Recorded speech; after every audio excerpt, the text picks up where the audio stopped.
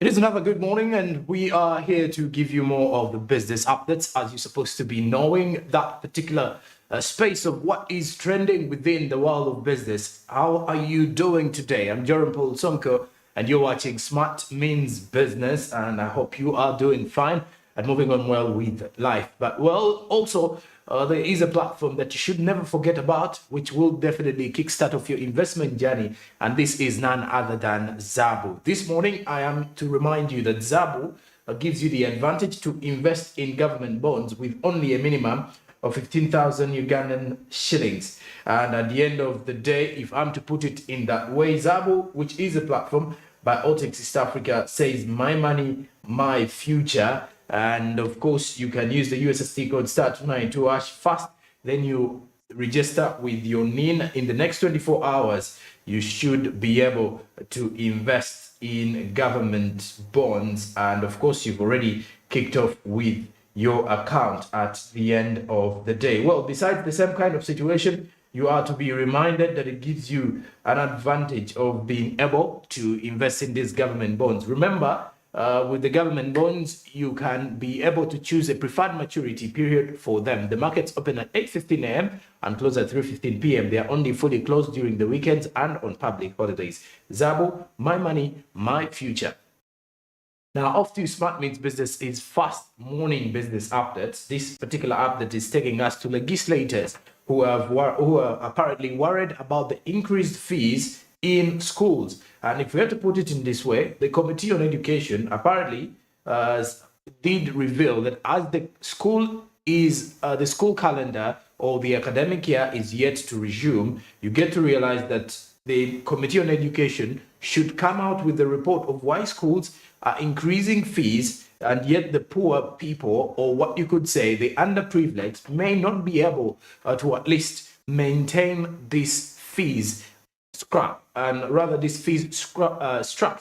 Now it takes us back to the other week when the government, 2 weeks back, when the Ministry of Education had at least put a fees cap for which schools should not exceed. But of course, the private proprietors of schools normally start up the year or the academic year with school fees increment. And this is one of the reasons as to why the Committee on Education in Parliament is apparently asking for a report as to why. This is why the legislators in Parliament are asking for the Committee on Education for a report in regards to which schools are going to follow the government schools cap when it comes to the school fees, and also why are some schools increasing the school fees deliberately. We have this in this first update here.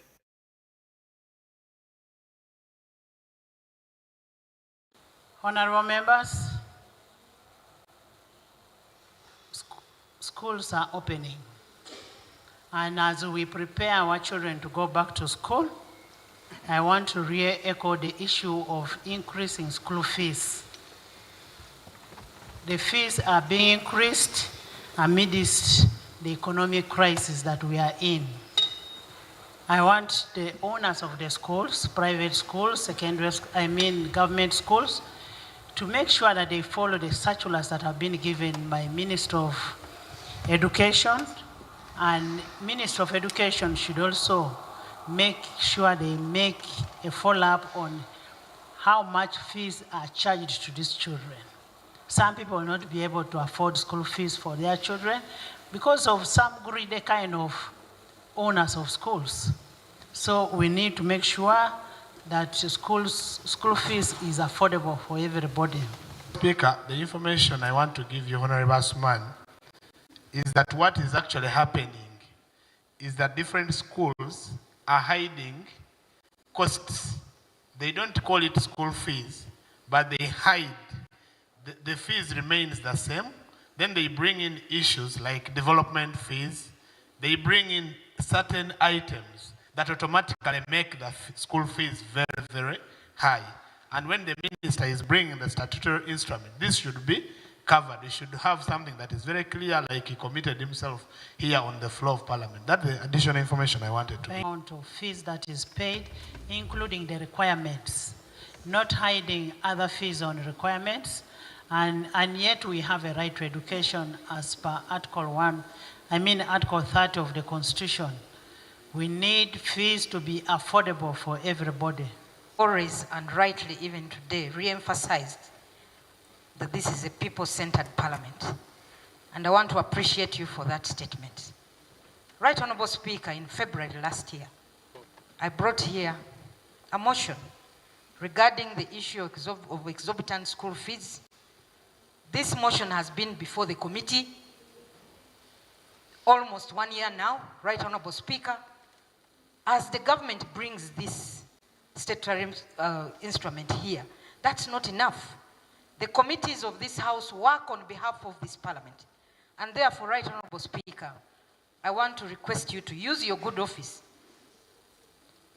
to ask the committee to bring that report here, because I'm sure they consulted stakeholders so that we can debate.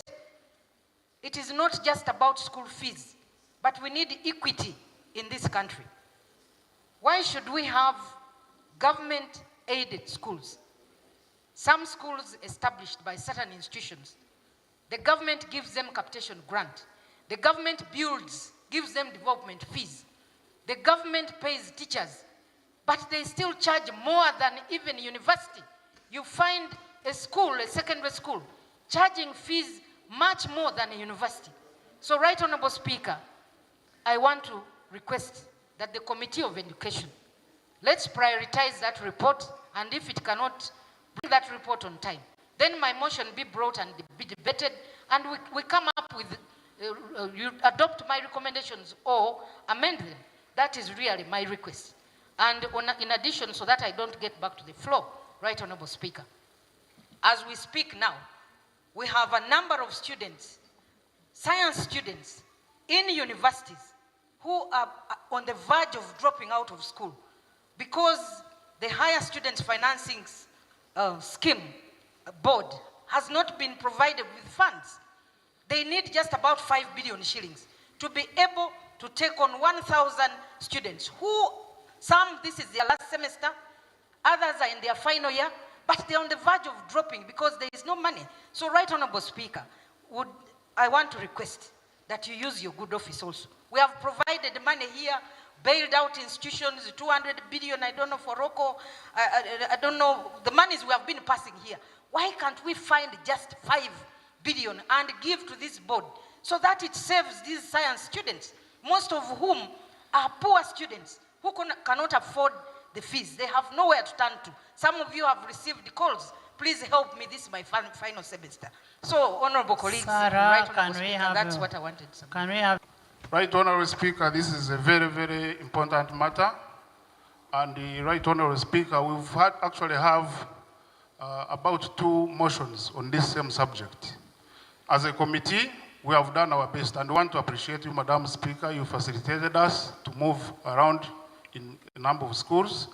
We have a very good report, but we are going to discuss our draft on 24th of this month as per our work schedule. And then, Right Honorable Speaker, anytime after 24th, we are very ready to come here and present a very good report. And members, we want you to support us because we have come up with good recommendations to government in that report. But I don't want to preempt the report even before we discuss the draft.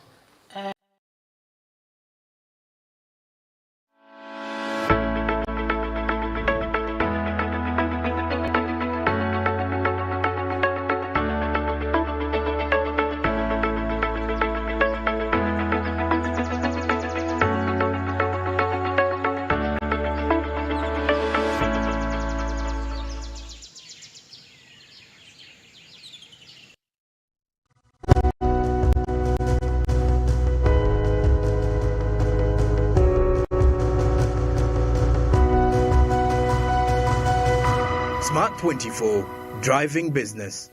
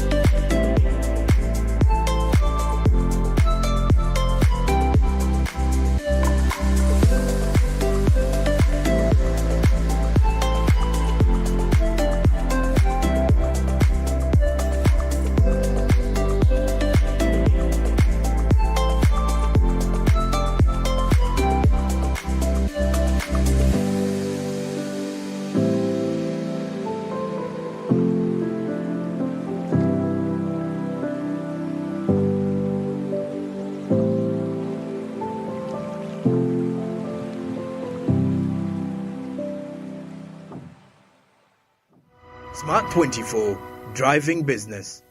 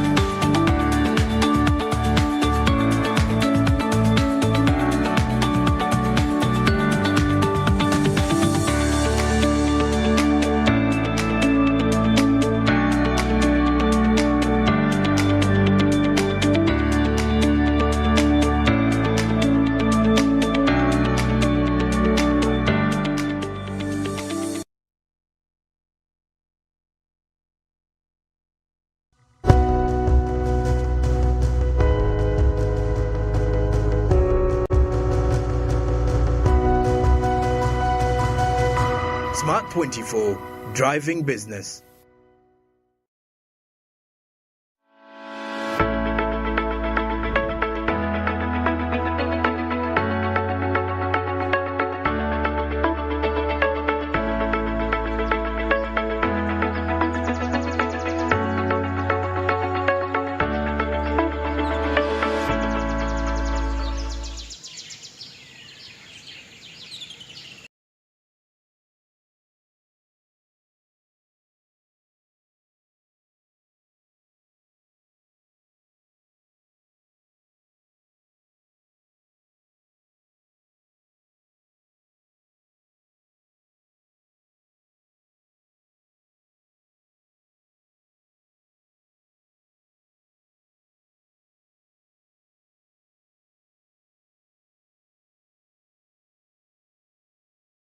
focus on indirect taxes as opposed to direct taxes.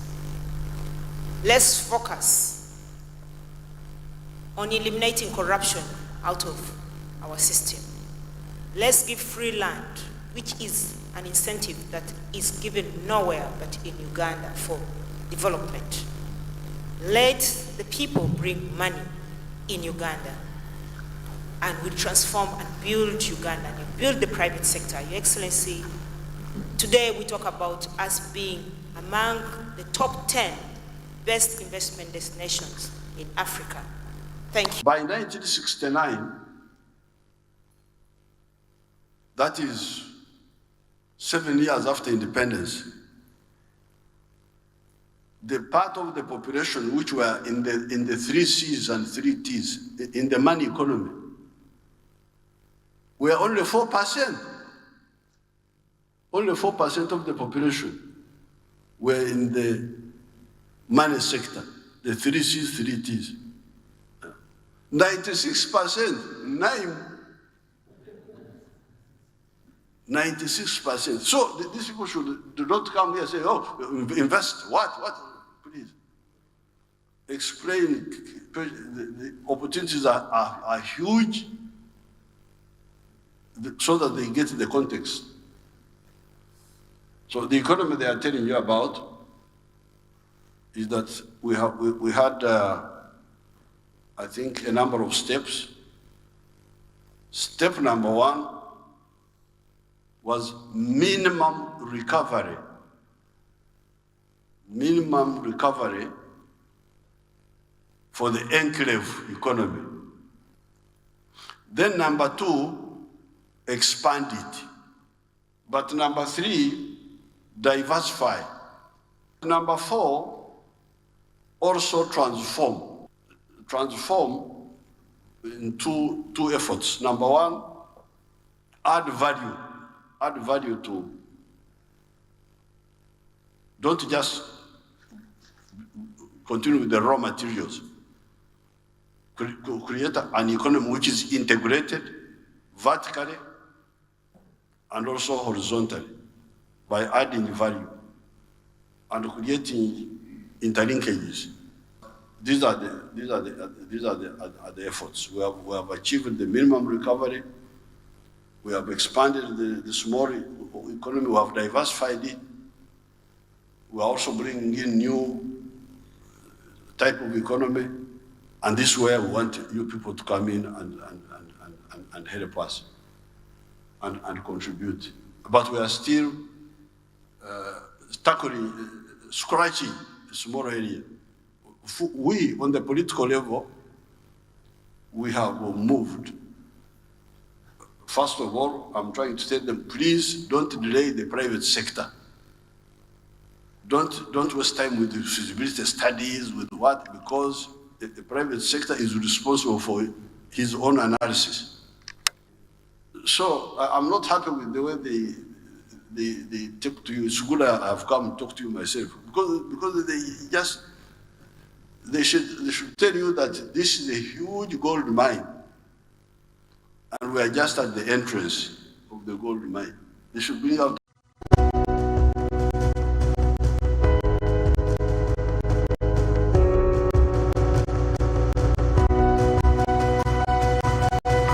Smart24, driving business.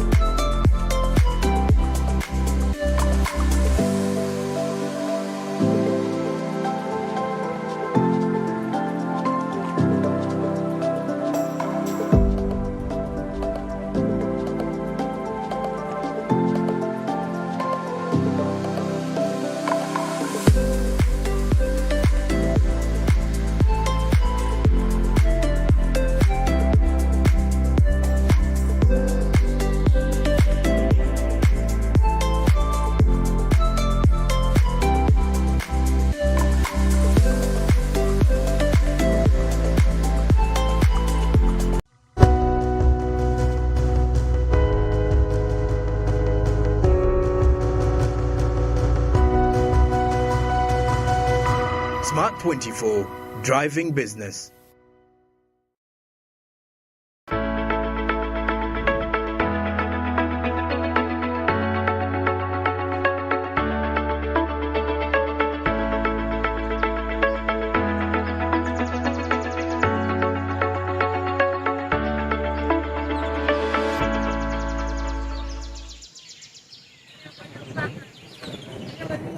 Well, just down right here at the clock tower, observing the traffic condition just right here. But of course, the general observation since we came here, it's very, very, very congested. And of course, that's coming to those people that are going to use this particular junction from whatever place you're staying, and you're going to access this junction. To use this junction for you to access town. Now, starting straight away from my back, of course, the vehicles coming from Entebbe are coming here straight to Kampala Central. We can see there is quite a congestion, and the vehicles are stopped in like about 5 to 6 minute intervals. So it's very tight. So for those people that are staying in those areas like Jansi, and probably you're planning to come right here to town and you're going to use this particular junction, you could probably find other alternative means. It's a little bit very tight. Now looking at this particular lane, and of course still the road heading to town to Kampala Central, and now you see the vehicles which are being held here. They are coming from Zambia, Kabalagala, but you can see it's still a little bit congested as such. So if you're coming from those areas and you're really planning to use this particular junction, you may not be in position to reach in time. And of course, the traffic officers already in place controlling, of course, the traffic atmosphere right here are trying to ensure that there is ample, movement of the vehicles. Since there are no traffic lights officially, it's still under construction. So the traffic is always controlled by the human aspect. So you can see the vehicles that you are observing just right there being held into the jam, and of course coming from Zambia, Kabalagala, Kansanga, Gaba. So probably if you're in those areas and you have plans to pass via town, probably you could branch off somewhere around Kabalagala or Kansanga. You can branch over to Chibuli, a roundabout, Mukwana roundabout, then you connect right there, you'll still be, then you fall to Ginger Road, so you'll be in position to still reach in time. But if you're planning to use the clock tower, it may not be appropriate for you to do that, and you may not be in position to meet your targets of the day, depending on the times you had planned to come in town. So you can still observe vehicles are held in intervals. Of course, it's a delayed interval since there are quite lots of vehicles coming from the different places using this particular junction. So there is, every time a set of vehicles is released, there is time taken for others to also be released. So the junction, that makes the junction a little bit unpredictable and quite inappropriate for you to use when you're coming to town or going to other places of your destination to execute the different business activities. Quite lots of border borders and quite also lots of pedestrians are using this particular junction, since there is not a straight way forward path for the pedestrians to be moving. So that makes it a little bit tricky for you to pass right here. So you're observing the condition just right there. That's how it is really transpiring out right here. Vehicles released in intervals. And now those are the vehicles coming from Zambia. Some, of course, majority are heading to town. A few heading straight to Entebbe. That's you're observing, that's the situation right there. Delayed intervals of the vehicles being held. So you could probably find other alternative places where you can actually use if you're driving, or of course if you're pedestrian, you can get a border heading to those particular places. Now that's the traffic condition as you're observing this particular morning. And that's it for the traffic updates this morning. Just right here at Clock Tower, observing the traffic atmosphere. Andrew Barije, back to studio with Joram.